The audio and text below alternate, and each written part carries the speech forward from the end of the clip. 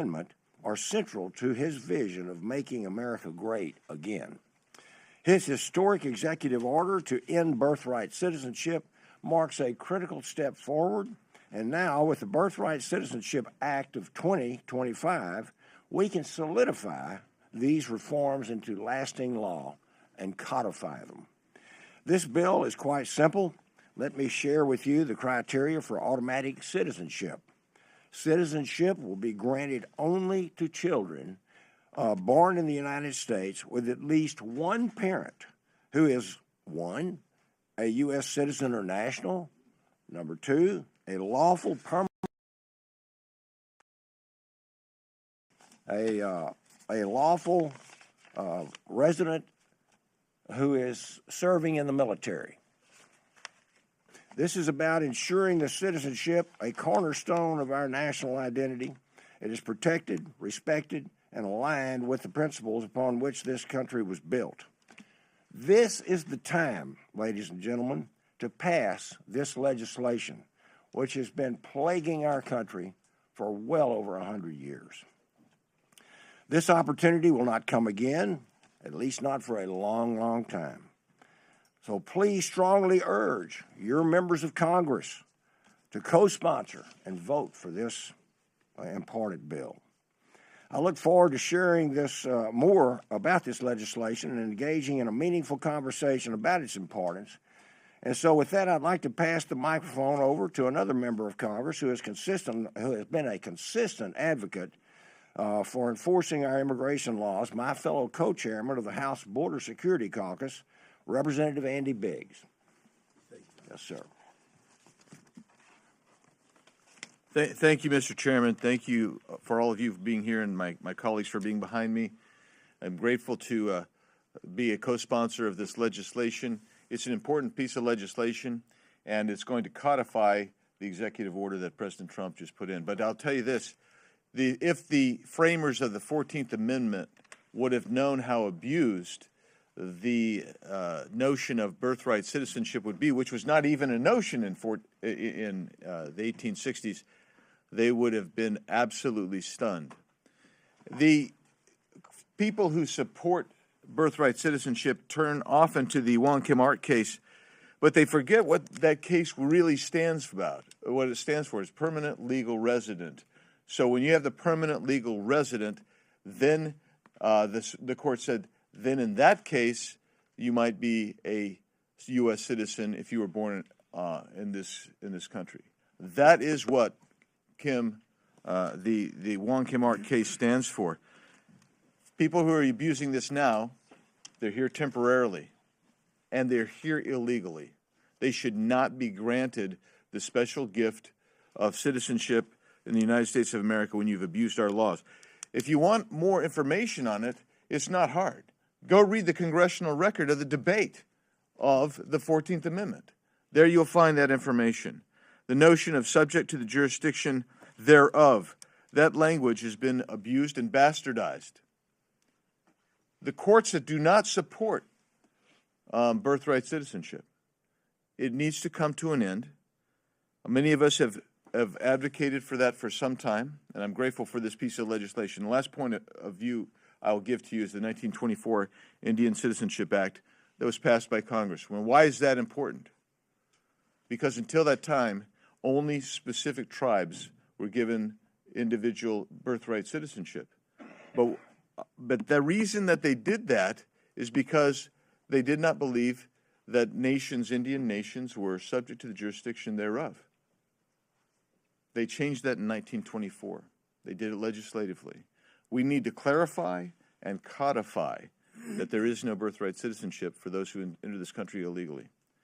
And I'll just close out by saying there are some scholars that believe that even allowing birthright citizenship to permanent legal residence exceeds the original intention of the 14th Amendment. But our bill is going to clarify that, and I'm grateful to Mr. Babin, my co-chairman, Mr. Babin, for his effort and all those behind me. With that, I will throw this to the gentleman who is dressed so nattily today from South Carolina, Mr. Ralph Norman. Thank you, Andy. I want to thank Congressman Babin for sponsoring this legislation. and all of my colleagues behind me who are supporting this. You know, as Andy said, the founders did not have a notion to think that this would be an issue at any time, nor did they have a notion that they would have a president who would let anybody and everybody from over 175 countries in this country illegally to cross the border. We're a nation of laws. We're a sovereign nation. But you have to have sovereign borders, and who would have thought that would have been violated? The citizenship clause was never intended to guarantee citizenship for the children of illegal immigrants. And let me give you some statistics. The CIS, the Center for Immigration Studies, estimate that 1 out of 10 births in the United States are to an illegal mother. CIS also estimates that nearly 400,000 expectant mothers cross the border illegally in hopes of giving birth in the United States. After being granted automatic citizenship, these children can initiate chain migration with their family members. This is an exploitation of the 14th Amendment, never intended by the founders. This is the executive order that President Trump signed right after he was inaugurated this past week.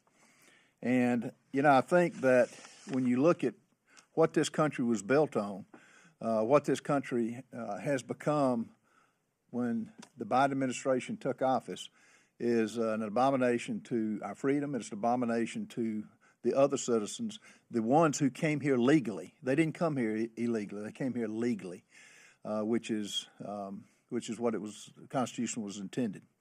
So with that, I would turn the mic over to Representative Morgan Luttrell. Morgan. I'll yield. You guys have said everything I was going to say. Okay. Then Brandon Gill. You got Dana. Who? Dana. Oh, Diana? No, I don't. Okay. Well, let me say one thing. Diana Harshbarger. Yeah. Pharmacist from Tennessee. You know, as the only biological female who could birth up here, just so you fellas know, you know, this is a big-time industry with birthright citizenship. People will come from many, many countries to give birth, and they pay a lot of money to get here. So this bill would negate that, and so therefore would stop that stream. People come for nefarious reasons, but like I say, there's other people making money off of this, so just be aware of that. So now we'll turn it over to Mr. Gill from Texas. Thank you. And thank you, Chairman Babin, for bringing this up.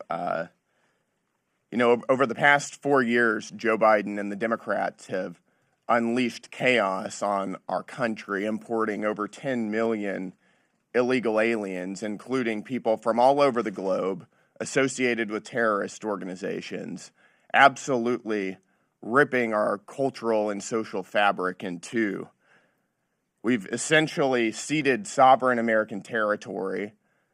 We're importing the third world, and in the process, we're becoming the third world. That's why we can see apartment complexes in Aurora, Colorado being taken over by criminal migrant gangs. We can see a lady just a couple weeks ago, American citizen, who was lit on fire by an illegal alien on a subway in New York. Our country is being taken away from us right now. In this past election cycle, Americans rejected the chaos that the left has unleashed on our nation. You have to ask yourself, why are the Democrats doing this? Why have they been doing this for so long? It's so obviously unpopular to import millions and millions and millions of people into the country. And I think we have to ask, what else are they selling? The left has nothing to sell but inflation, censorship, infanticide, and transgenderism. So they're losing elections, and in order to get over that, they need to import a new electorate. And I think that that's the motivating factor behind 4 years of open borders.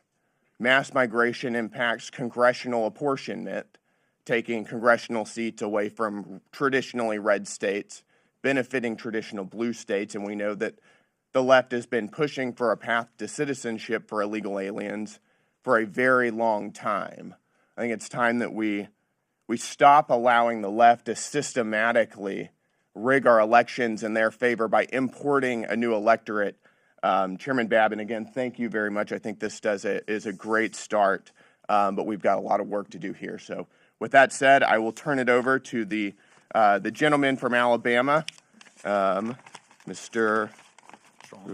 Strong. There we go. Couldn't see the name. Thank you. See you. That's right. First of all, thank you, Mr. Chairman, for your leadership in this issue. And Congressman Biggs, you hit it out of the park. That's exactly what's going on in America. January 20th marked the dawn of a new day in America. Thanks to our mandate from the American people, we will no longer tolerate the abuse of our immigration system. President Trump's executive order on birthright citizenship puts America first. Now Congress must take action and pass this bill to close the loopholes that have gotten us here. Plainly said, birthright citizenship incentives illegal immigration. That's what it does. It incentivizes illegal immigration. Birthright citizenship strains our health care, education, and social services system. Hospitals and schools are overwhelmed. Taxpayers are forced to pay for the services of families who find a way around the legal immigration system. Our welfare system already takes up roughly 20% of our budget, and that number only continues to grow. Birthright citizenship also undermines the principles of fairness. No one has the right to skip the line and cross our border and go around the legal barriers in place. The days of illegal immigrants demanding the same rights and benefits of American citizens are over. Citizenship should be earned through a shared commitment to the values and laws our country, not automatically granted by the mere circumstance of birth within a border. Ending birthright citizenship will prioritize the rights of American citizens and lawful residents.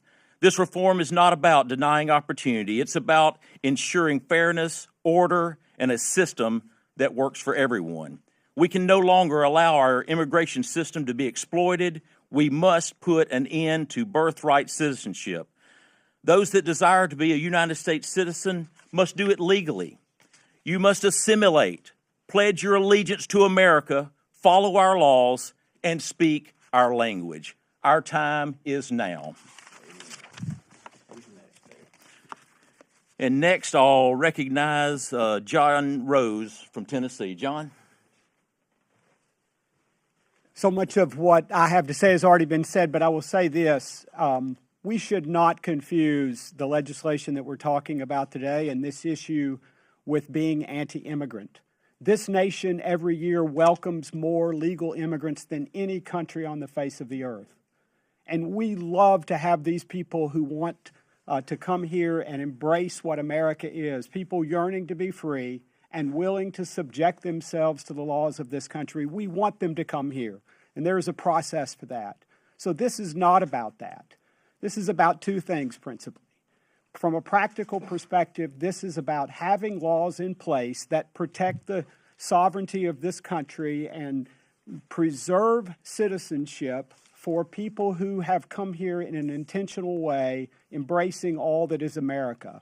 So from a very practical perspective, it should not just be the luck of being in the country when you're born that makes you a United States citizen. That was never the intent. And we can look back at the words that those who put the 14th Amendment in place and when it was adopted in 1868, what were they intended to accomplish? And what are the full context and meaning of the words that they put into the 14th Amendment? So from a practical perspective, birthright citizenship doesn't make any sense, and there's a reason why almost every other country around the world has rejected this notion because it is frankly unworkable. The second reason is the legal reason.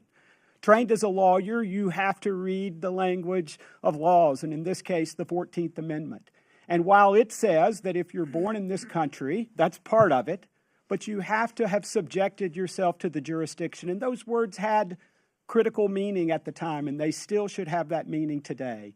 You must subject yourself to the jurisdiction of this country, and that is not done by mere presence in the country.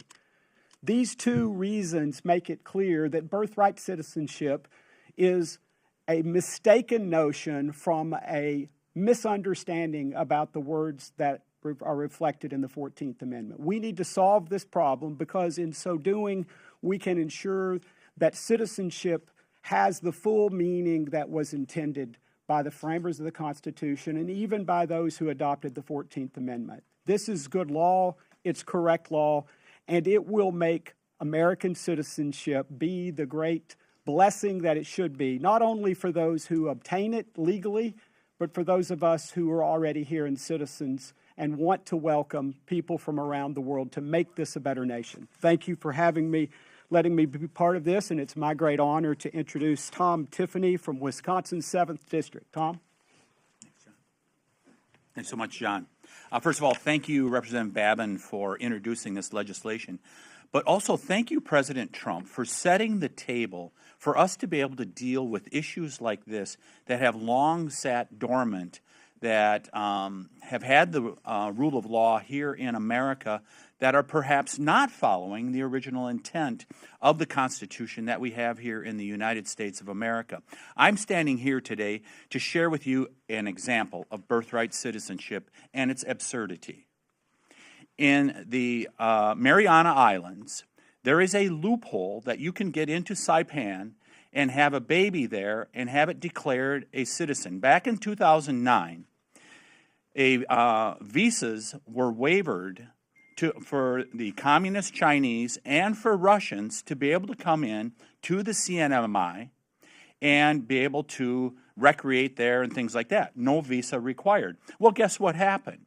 You saw many communist Chinese that came and had birth there. In fact, it got so bad a decade ago that there were far more births by Chinese women happening on Saipan than there was of the local residents. This was all set in place back in 2009. So as a result of that, they're saying that they have citizenship. So think about the country that is our greatest adversary, as we are here as they are in the 21st century here, communist China, and we are allowing them to be able to come in to our territory and simply be able to declare citizenship for children of the communist Chinese being born on that island. That is the absurdity of birthright tourism, and allowing. Just think about the great threat to our foreign policy that happens as a result of this. So it's time to close this up. This is just one small example of how our immigration system has been used in so many different ways to be weaponized against the American people. And a couple people have said about how this devalues citizenship in America. You know who knows the value of citizenship in America? The cartels.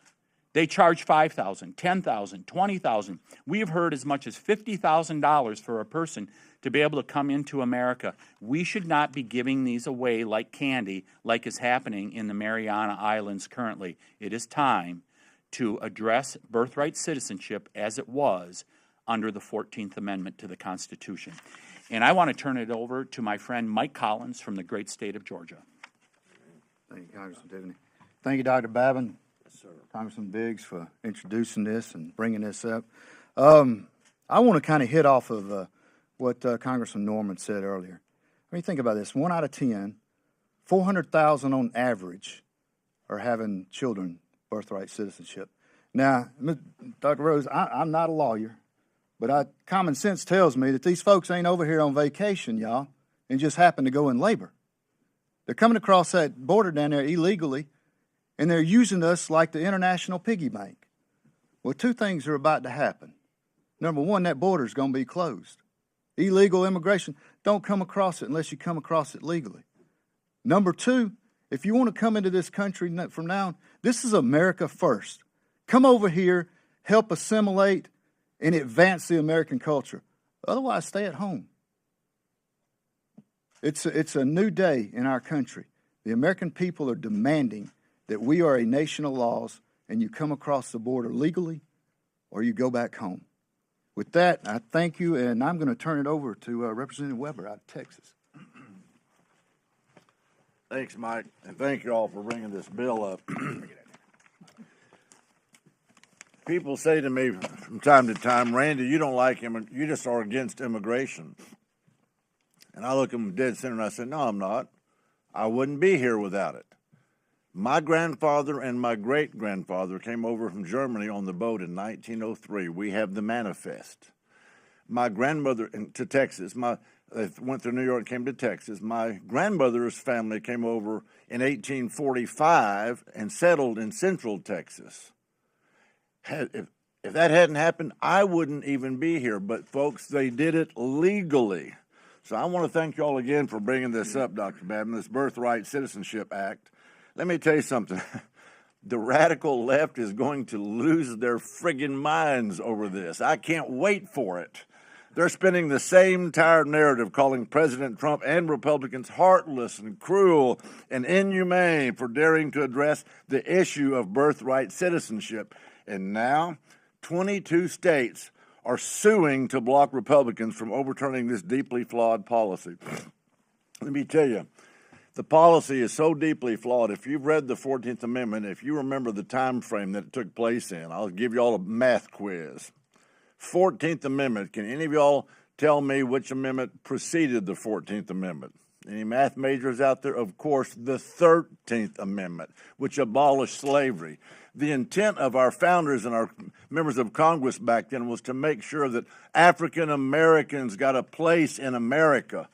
Now, I've talked to judges, some of them in Congress that said, well, no, birthright citizenship is part of the 14th Amendment. I said, look, just because some court has interpreted that doesn't make it right, doesn't make it law. The courts and the judges get it wrong. Supreme Court gets it wrong all the time. They actually ruled that African Americans could be counted as 3/5 of a citizenship for census records, right? They also ruled that Negroes could use separate equal bathrooms. I think it was Brown versus Board of Education. And then they ruled in Roe v. Wade in 1973, it's okay to kill unborn children. The courts don't always get it right. Here's the truth. The 14th Amendment was never intended to serve as a blank check for illegal immigration. It was never intended to grant citizenship to the children of people who broke our laws to get in this in the first place. Well, this isn't just about immigration, people. This is about defending our sovereignty, respecting the rule of law, and ultimately standing up for the American taxpayer who funds all this stuff. It's high time for common sense for us to make a comeback. We need to put American citizens first, prioritizing their safety, their opportunities, and their futures. That's why I'm proud to stand here with Dr. Babin, President Trump, Andy Biggs, and my Republican colleagues in this fight. We are working to pass the Birthright Citizenship Act and enforce President Trump's executive order to end this madness once for all. So very much depends on it. America's sovereignty matters. American taxpayers matter. American families matter. It's time to fix this broken system and put America first. I yield back. Thank you. Thank you so very much. We'll take questions. Any questions here? Yes, ma'am. I know you all have been arguing, mainly Congressman Biggs, that it's a misinterpretation of the 14th Amendment. Of course, some are arguing, though, that this is a change to the U.S. Constitution. So can you just detail what's changed over the years in order to warrant this action? Are you talking about over how it's morphed into what it's become today, right? Right. Well, I'll tell you, and I'm not a lawyer. Andy is, but I will say this. A person in the United States illegally are not subject to the jurisdiction thereof, because that's what the 14th Amendment says. They got no Social Security number. They got no voter registration, no jury duty. A lot of them are living in sanctuary cities. And by that very definition, they are exempt from the jurisdiction thereof of the United States government. And so the whole thing is a sham. It has been misused, it has been misinterpreted, and quite frankly, it is a joke how this thing has evolved over the last 150 years. Now, if you could give us, maybe, Andy, if you want to give maybe a more legalese, I'm a dentist. Okay, I get to the root of problems. He can talk about that, I guess, as an attorney. I'll just talk briefly rather than give a whole summation. But I will tell you this: I do believe the U.S. Supreme Court, when this gets there, because this will be litigated, I believe, and when it gets there, the U.S. Supreme Court is going to take a rationale somewhat similar to what I iterated earlier today, and that is, for instance, in the 1924 Indian Citizenship Act. Why did you have to do that?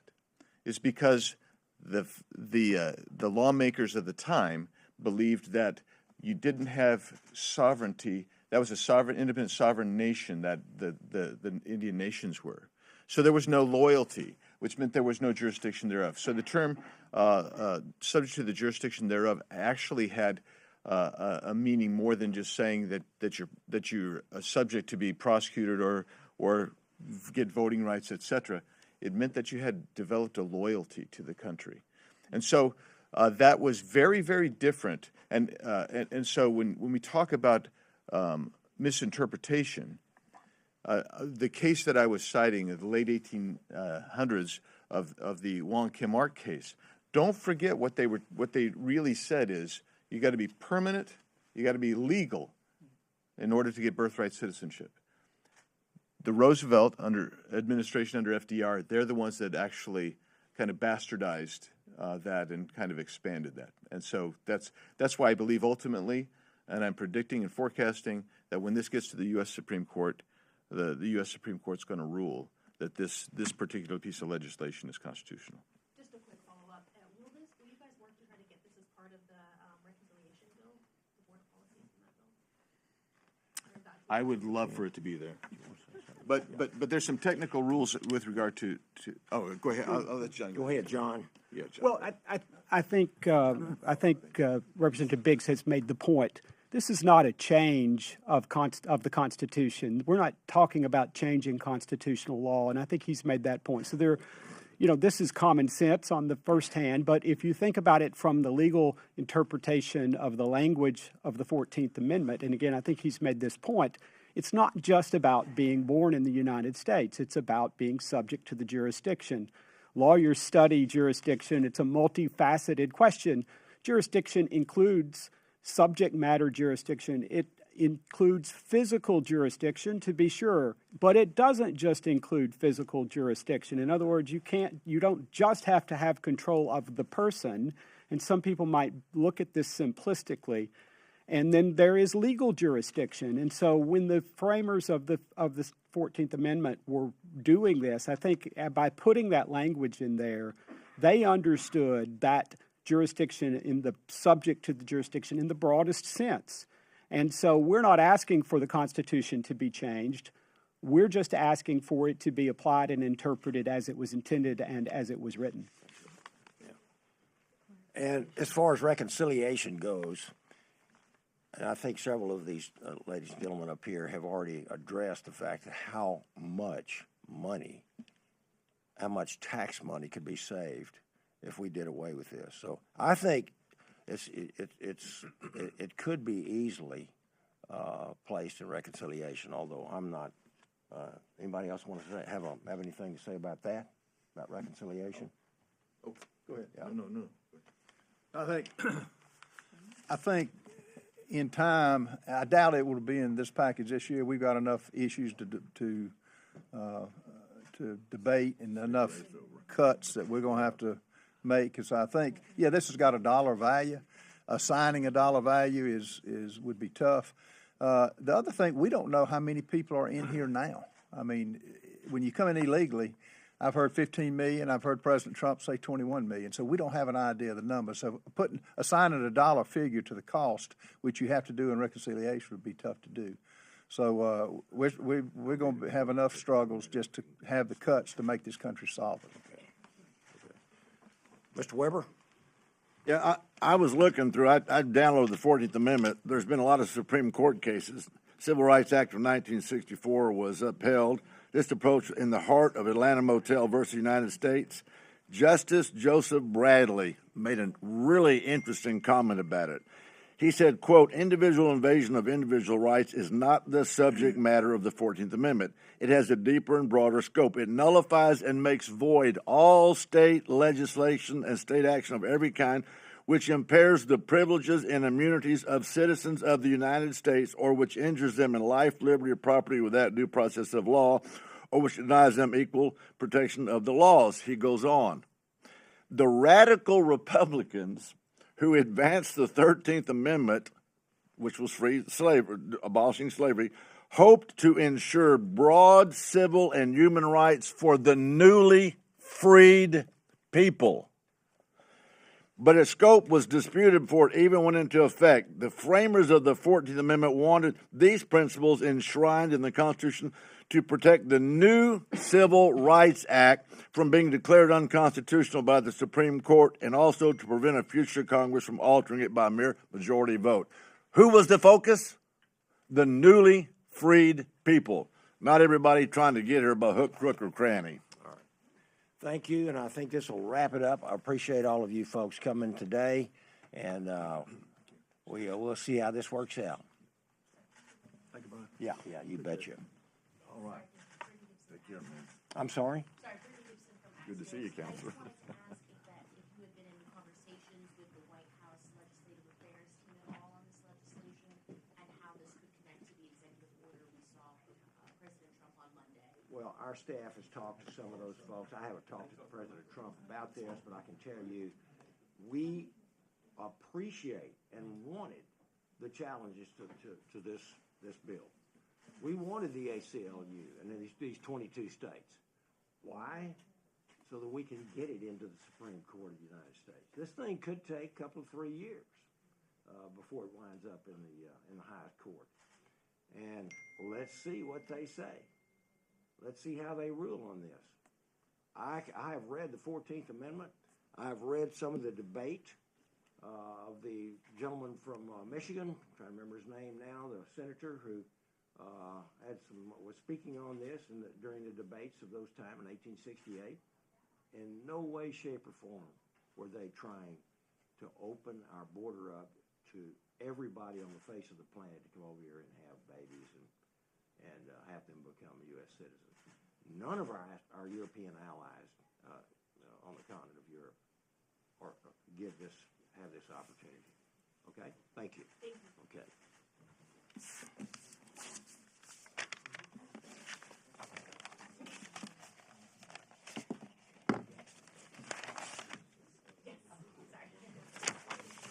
Hey, how are you? Make sure you can get one in. All right. Y'all ready?